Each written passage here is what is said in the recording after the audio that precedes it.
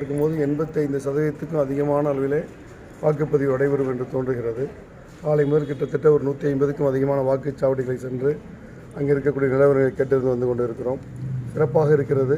மக்கள் ஆர்வமுடன் வாக்களிப்பது, இந்த தொகுதியை பொறுத்தவரை மக்கள் எழுச்சியோடு ஏற்றத்தோடு வாக்களிப்பது ஒரு நல்லதொரு முடிவை எதிர்பார்த்து காத்திருக்கிறோம்.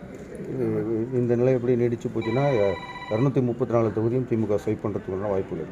இது ஏற்கனவே தளபதி அவர்கள் சொன்னது போல 200க்கும் அதிகமான தொகுதிகளை வென்றெடுப்போம் என்று சொன்னார்கள். இந்த காலை முதல் இருக்கக்கூடிய எழுச்சியை காணும்போது 220 தொகுதி உறுதி என்றே தோன்றுகிறது. அதை நோக்கி பயணித்துக் கொண்டிருக்கிறோம். வாக்குச்சாவடி மையங்களில் மக்களுக்கு வசதிகள்லாம் கரெக்டாக இருக்கும். வாக்குச்சாவடி பொறுத்தவரை மக்களுக்கு எல்லா விதமான வசதிகளும் செய்து கொடுத்திருக்கால். சிறப்பான ஏற்பாடுகள், அதுக்கு எந்த குறையும் சொல்ல இயலாது. சிறப்பாக நடைபெற்று இருக்கிறது. மக்களும் சிறப்பாக தங்களுடைய வாக்குகளை செலுத்தி வருகிறார்கள்.